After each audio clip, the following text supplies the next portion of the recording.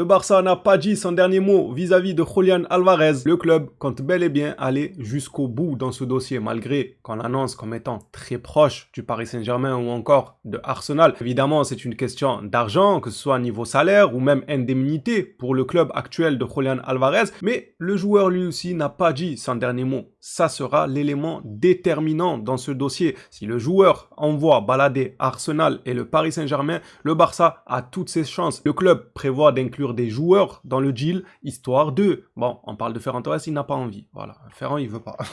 Au bout d'un moment, Ferran, tu nous aides pas. Tu pourrais nous faire une fleur, au moins. Non, vu le prix qu'on t'a acheté, à certains moments, t'as quand même supporté, malgré que tu nous as fait des chutes à tout va et tout. S'il te plaît, fais-nous une petite fleur. Tu sors par la grande porte, qu'on puisse se dire que tu es quand même un grand artisan de ce renouveau du Barça, parce que tu as permis l'arrivée de Julián Alvarez. Non, ça te dit rien. Non, toi, tu préfères rester avec tes amis. Tu m'étonnes, j'aurais fait pareil. Moi, je serais resté à Barcelone avec le contrat qu'il a. Mes amis sont en club et tout. Qu'est-ce que je vais aller faire à l'Atlético Madrid?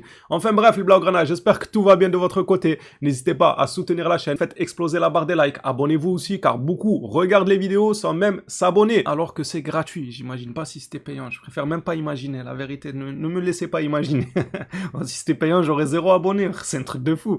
Bref, commençons par une information concernant Rashford. Le Barça prévoit de parler cette semaine avec Manchester United concernant Rashford. Le joueur a mis sur sa story Instagram, c'était hier soir il me semble, une photo en disant qu'il a soif de titre avec Barcelone. Est-ce que c'est un signe comme quoi tout est déjà fait dans les coulisses et qu'il va potentiellement continuer avec Barcelone? Sinon, je ne vois pas pourquoi faire ce genre d'allusion. Tu sais que tu vas potentiellement retourner à United, car l'idée étant que tu ne vas pas être acheté au vu du salaire que tu demandes et tout, et tu mets une photo où tu dis j'ai soif de titres, il veut des titres encore avec Barcelone. C'est un élément à prendre en compte. C'est possible, surtout si, comme on nous dit, Flick a donné son accord pour garder Rashford et tout, c'est possible qu'on voit Rashford à Barcelone la saison prochaine, évidemment avec une baisse salariale, car le joueur est ouvert. Tu vois, Ferran, lui, il veut nous aider. Ok, il a vu qu'il avait des pépins, mais que quand même, en termes de GA, il était présent, il a été là dans de nombreux moments, mais il s'est dit, vas-y, c'est vrai que, termes d'ADN, d'apport, je ne pèse pas énormément non plus dans le jeu, donc je vais faire un geste salarial parce que j'ai envie de rester au club. Ferran, non. On lui dit, va là-bas, on veut Julián Alvarez, et il veut pas. Voilà, il fait comme le singe qui se ferme les oreilles, là, moi j'entends pas, je vois pas, je parle pas. Allez, passons au dossier Alvarez. Je sais que c'est le dossier que tout le monde attend. L'Atlético Madrid veut en faire le joueur le mieux payé. Ils sont prêts à l'arroser. Ça m'étonne un peu de Madrid. Hein. D'habitude, c'est pas trop leur méthode de faire. Eux, ils sont plutôt dans l'achat-revente. On achète et s'il y a une vraie plus-value à faire, il n'y a pas de souci, on revend. Avec Alvarez, ils veulent le blender, en faire le joueur le mieux payé. On parle là de 10 millions net, ça sera aux alentours de 20 millions bruts. C'est énorme quand même, mais c'est les standards du foot actuel. La plupart, ils sont payés comme ça.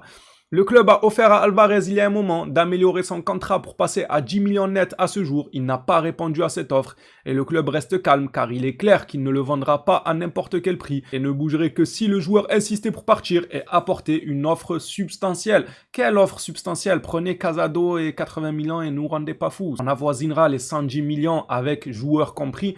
Pourquoi pas? Ferran, on aurait aimé vous le filer, mais il ne veut pas. Bon, moi, c'est pas pour me déplaire. S'il est dans la rotation, vous savez ce que j'en pense pour la rotation. Je trouve pas ça déconnant d'avoir un Ferran Torres. Maintenant, le son de cloche, il est toujours pareil. Du côté de Madrid, on ne veut pas vendre, du moins pas à n'importe quel prix. On veut même le prolonger. Du côté du joueur, son entourage laisse fuiter des envies de départ. Son agent aurait dit au FC Barcelone que son joueur a informé Madrid qu'il ait envie de partir. Les gars, tous les voyants sont ouverts pour un départ de Julián Alvarez. Je vous le dis depuis tellement longtemps, ça se voyait à chaque conférence de presse qu'il donnait. Le mec, il n'était pas rassurant vis-à-vis de son club quant à une prolongation ou ne serait-ce même honorer les années de contrat qu'il a à Madrid. Non, il a toujours été fuyant, évitant. La vérité que ça se voyait. Si maintenant on nous dit que son agent carrément a contacté le Barça, ça commence à sentir bon, mais attention, on va pas s'enflammer quand même, tranquille, chaque chose en son temps.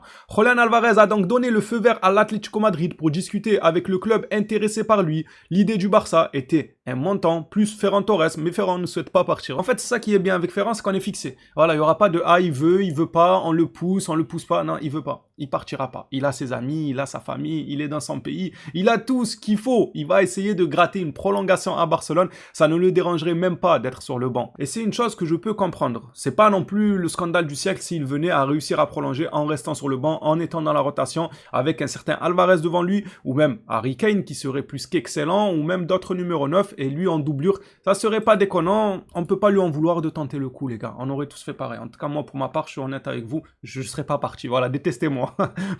Voyez-moi comme Ferran Torres. Moi, je serais pas parti. Même si on m'aurait dit on va ramener Messi prêt, moi, je pars pas. Moi, j'ai mon contrat, j'ai mes amis, j'ai la famille, frère. Partez-vous. La direction, je leur dis partez. Moi, j'ai mon contrat. Je reste jusqu'à la fin. J'essaie de gratter jusqu'à la fin. Sachant que s'il gratte vraiment jusqu'à la fin, il va obtenir sa prolongation. C'est ça le truc, en fait. T'as pas de levier de pression. Tu peux pas lui dire, ouais, bah, vas-y, finis ton contrat et tu vas voir, tu vas partir. Tu pourrais lui mettre la pression comme ça, il pourrait se dire, ah, vas-y, autant partir maintenant, gratter un bon contrat tant que j'ai une petite cote et tout. Mais là, tu n'as pas de levier sur lui parce qu'il le sait au fond de lui que le Barça aura besoin d'un remplaçant du numéro 9 qui viendra parce que Lewandowski est parti. Donc, ce sera naturellement Ferran qui prolongera dans la rotation. Il le sait, ça. Ah, il a la balle dans son camp, les gars, on peut pas faire grand-chose. Simeone a parlé de Julián Álvarez et regardez par vous-même exactement les mêmes propos qu'il y a quelques mois venant du joueur ou même de Simeone lui-même. Il y a quelques mois, il avait fait des déclarations évitantes, fuyantes, en disant « Je ne sais pas trop ce qu'il a dans la tête et tout. » Comment? T'es son coach, tu le côtoies tous les matins. C'est qui va savoir ce qu'il a dans la tête? C'est nous. Eh non, arrête, c'est toi. Tu prends le petit déjeuner avec lui. Tu vas pas me dire tu t'assois pas à côté de lui. Tu lui dis Alvarez, tu restes avec nous ou pas?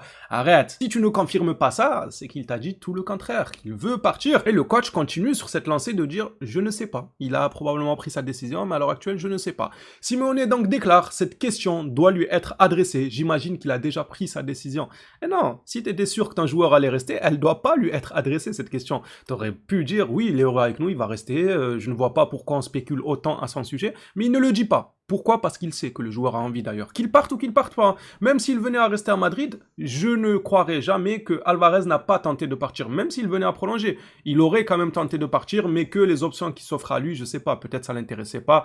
Niveau salaire, c'était pas trop ça, ou qu'il voulait le Barça, mais que le Barça ne pouvait pas lui garantir une inscription. Bref, il y aura maintes raisons possibles. Jetant un coup d'œil à la liste des joueurs sélectionnés avec l'Espagne, il y a du beau monde quand même. De toute façon, depuis la nuit des temps, le Barça, c'est la sélection espagnole. Et la sélection espagnole, c'est le Barça. C'est comme ça, ils ont écrit la plus grande partie de leur histoire, la meilleure, avec des joueurs de Barcelone, la sélection espagnole. Faut dire les termes au bout d'un moment, c'est pas avec les joueurs de Madrid que tu vas écrire quoi que ce soit, il y en a aucun qui est sélectionné. Même Mastantuono, il est même pas sûr d'aller avec l'Argentine. De ce que j'ai vu aux dernières nouvelles, je n'en sais rien, ce n'est pas officiel, mais apparemment il va pas partir. Il manquait plus que Vinicius, il va pas avec le Brésil. Ça serait la cerise sur le gâteau. Bah, il va partir. Et l'Espagne n'en sélectionné aucun joueur de Madrid, c'est fou. Après vous me direz oui, on les compte sur les doigts d'une main, les Espagnols à Madrid, mais quand même, il y en a 3-4, il y en a même des intéressants. Cependant, leur saison leur a porté préjudice pour bon nombre d'entre eux. Passons maintenant à une déclaration du sélectionneur de l'Espagne justement. Je sais pas ce qu'il cherche, la vérité. Je sais pas s'il veut se prendre des nuques ou des gifs, des baffes. Qu'est-ce qu'il raconte de la Fuente? En fait, faut le fouetter.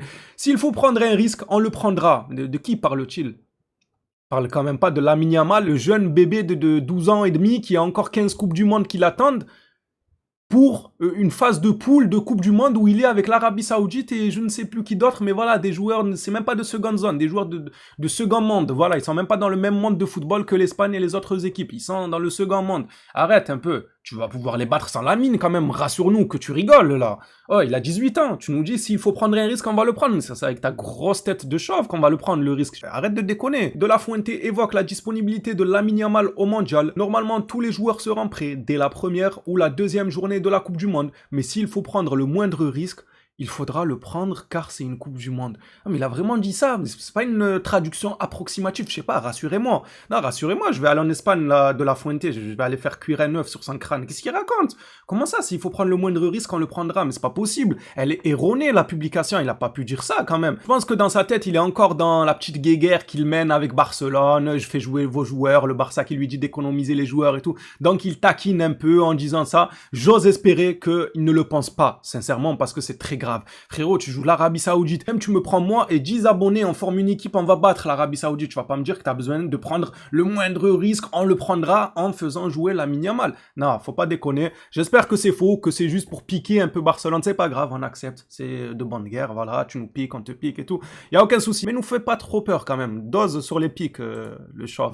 Bref, on va finir cette vidéo actualité par les nominés pour le meilleur U23. Bon, il y a les nominés du coach et tout, il y a les nominés au gardien de but. J'ai pas tout pris. Dans les nominés du coach, on a Hansi Flick logiquement, on a le coach de Villarreal il me semble, et un autre, j'ai oublié le nom. On a aussi dans les gardiens de but, Juan Garcia qui est nominé logique. Pour moi, Flick, mériterait de gagner les yeux fermés, largement. Juan Garcia, largement aussi. Et ici, là, est-ce qu'il y a un doute en vrai? Pour moi, non. Non, il n'y a pas de doute. Oui, Munoz, il a été bon, il fait une saison intéressante. Les autres, pareil. Le joueur de Villarreal, le joueur du Real. Gueuler, ouais, mais non. En fait, non. Fermin fait une saison XXL. Il a été très bon. Donc, pour moi, il n'y a aucun doute. Maintenant, si c'est pas lui qui est sélectionné, eh ben, c'est de la corruption. Que voulez-vous que je vous dise? Parce que moi, honnêtement, hein, j'essaye d'être objectif. Peut-être que je me trompe, mais Fermin, il sort du lot. Dans ce classement de joueurs-là, Fermin mérite de gagner. Dites-moi, vous, ce que vous en pensez dans l'espace commentaire, les Blaugrana. Ça sera tout pour les actualités du jour. Il y a aussi Denzel Dumfries qui intéresse le FC Barcelone. Ils sont impressionnés par ses capacités athlétiques. Ils estiment qu'il pourrait être une plus-value pour ce collectif. Je ne vais pas les contredire, même pas du tout. Il peut clairement être une plus-value, surtout selon le prix auquel tu le recrutes. Si tu le prends pour 20, 25, grand maximum 30, franchement 25, ah, c'est bien. Non, c'est bueno. Comme on a dit, Koundé, moi, ça me fait de la peine. Moi, j'aimerais sincèrement que Koundé se reprenne avec Barcelone, qu'il re-rentre dans un moment de tryhard où il va jouer à fond, comme il l'a fait. Il nous a montré ses capacités professionnelles par le passé. Il nous a montré qu'il était important pour ce Barça-là les saisons passées. Pas la dernière, évidemment, malheureusement, mais il est capable de réitérer ses bonnes performances. Maintenant, le Barça lui a signifié qu'en cas de bonne offre, il sort. Et pour 80 ou 90 millions, en voyant la situation du club, je peux comprendre qu'il soit tenté de le laisser sortir. Tu récupères 80 millions, tu achètes un DD à 25 millions, l'affaire me paraît très bonne, le reste des millions, tu as de quoi aller chercher un défenseur central de plus, et puis le numéro 9, tu es censé déjà avoir l'enveloppe qui le concerne bien au chaud dans un tiroir. J'espère, hein, les 120-130 millions pour le numéro 9, j'espère que l'enveloppe bien chargée, elle est déjà au chaud dans le tiroir de la Porta, entre un petit burger, un Capri Sun, un sushi et 2-3 sauces qui se battent en duel. Voilà, il y a la petite enveloppe pour le numéro 9. Les Blaugrana, ça sera tout pour cette vidéo actualité. Hâte de lire vos avis sur la situation actuelle. On suivra ce mercato ensemble et la future saison ensemble si tout va bien, Inch'Allah. Merci à tous ceux qui donnent la force, qui soutiennent régulièrement. Je vous remercierai jamais assez. On se dit à la prochaine sur le Barça. D'ici là, prenez soin de vous les phénomènes.